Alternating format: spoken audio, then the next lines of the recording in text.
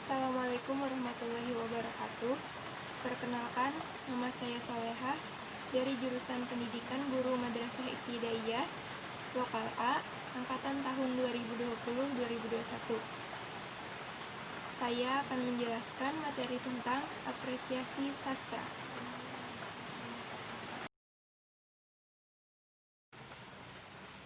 Pertama-tama, saya akan menjelaskan tentang pengertian apresiasi. Secara etimologis, kata apresiasi berasal dari bahasa Inggris appreciation. Kata itu berarti penghargaan, penilaian, atau pengertian. Sedangkan secara istilah, apresiasi adalah suatu proses melihat, mendengar, menghayati, menilai, menjiwai, dan membandingkan atau menghargai suatu karya.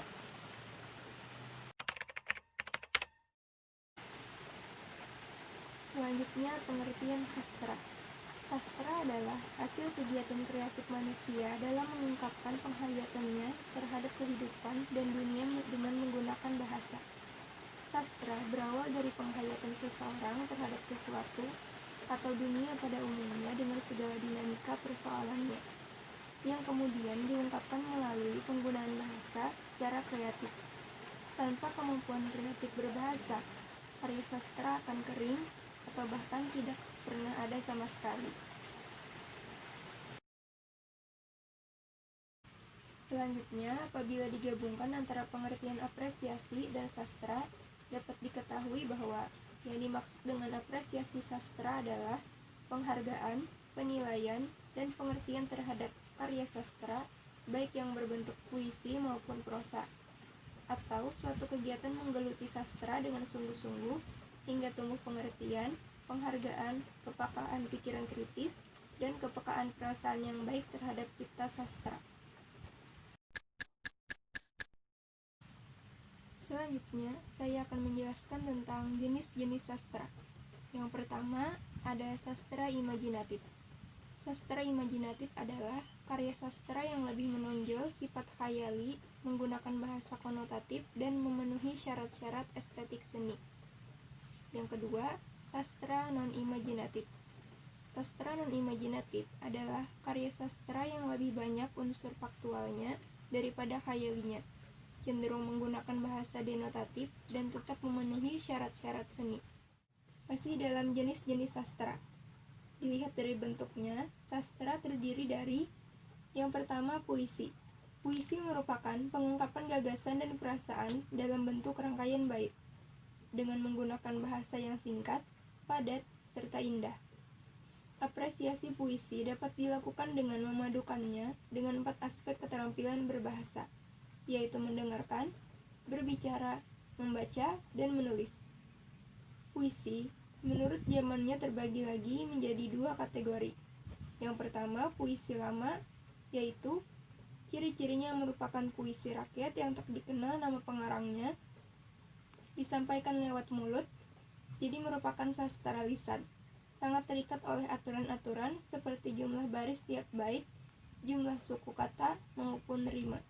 Yang termasuk puisi lama adalah 1. Mantra. Mantra adalah ucapan-ucapan yang dianggap memiliki kekuatan gaib. Yang kedua, pantun. Pantun adalah puisi yang bercirikan, bersajak abe-abe, terdiri dari 4 baris. Tiap baris terdiri dari 8 sampai 12 suku kata. Baris pertama dan kedua sebagai sampiran, baris ketiga dan keempat sebagai isi. Yang ketiga, seloka. Seloka adalah pantun berkait.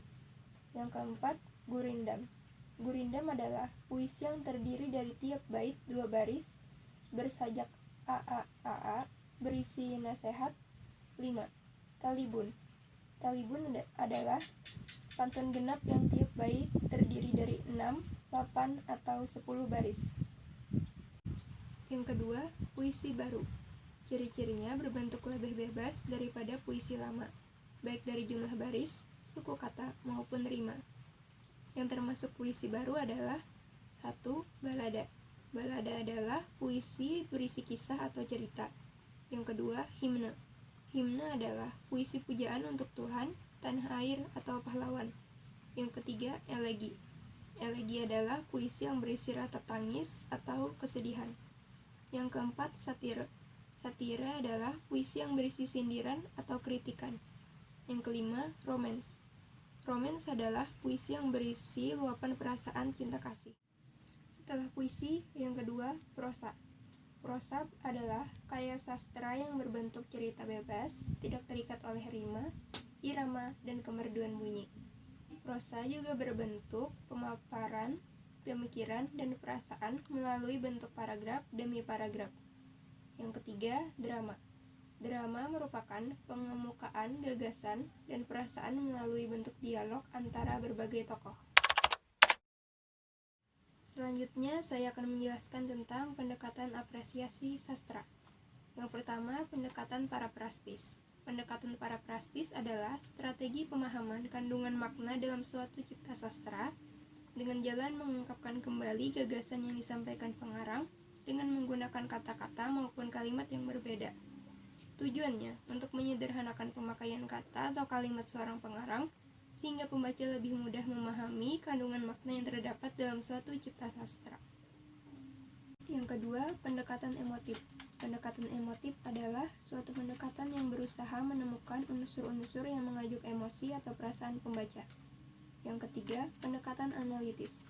Pendekatan analitis adalah suatu pendekatan yang berusaha memahami gagasan, cara, dan sikap pengarang menampilkan gagasan atau mengimajikan ide-idenya, serta elemen intrinsik dan mekanisme hubungan dari setiap elemen intrinsik itu, sehingga mampu membangun adanya keselarasan dan kesatuan dalam rangka membangun totalitas bentuk maupun totalitas maknanya.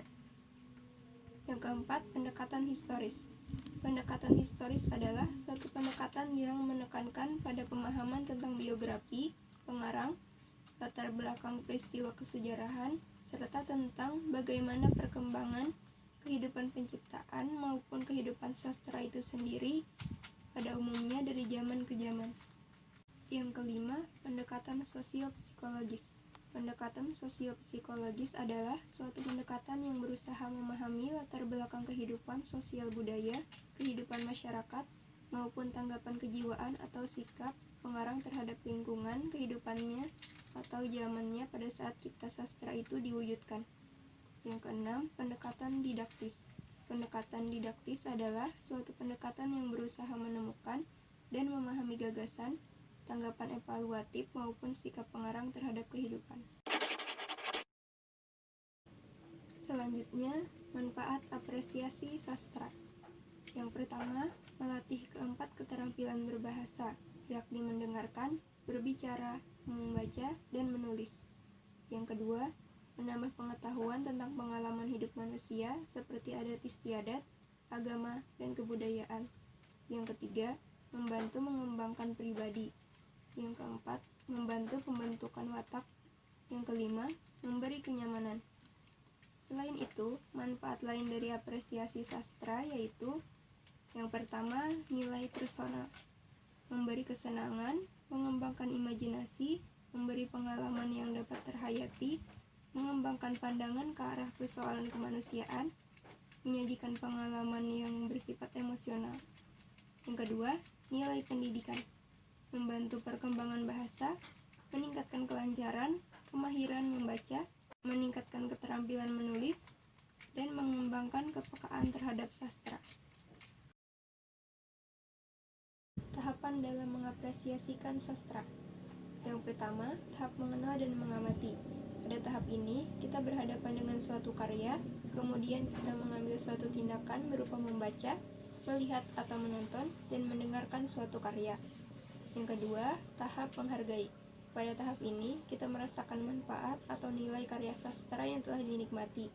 Manfaat di sini berkaitan dengan kegunaan karya sastra tersebut, misalnya memberi kesenangan, hiburan, kepuasan, serta memperluas wawasan dan pandangan hidup. Yang ketiga, tahap pemahaman.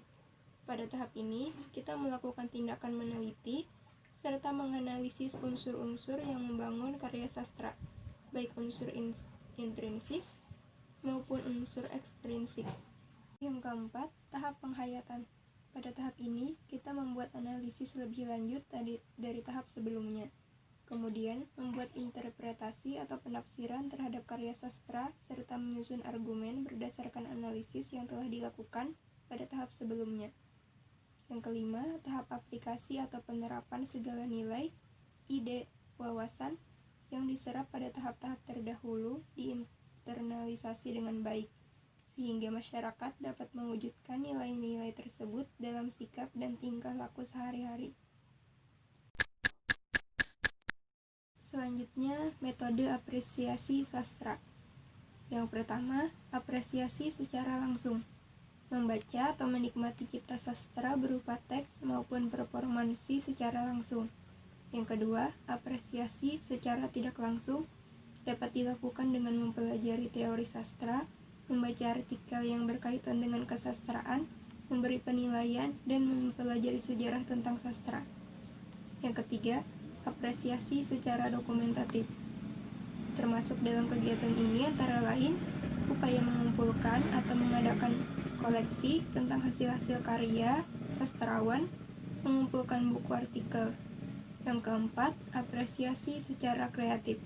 Termasuk dalam kegiatan ini adalah melakukan upaya penciptaan prosa itu sendiri atau menulis tentang prosa. Sekian pemaparan materi yang dapat saya sampaikan. Salah hilap mohon maaf. Wassalamualaikum warahmatullahi wabarakatuh.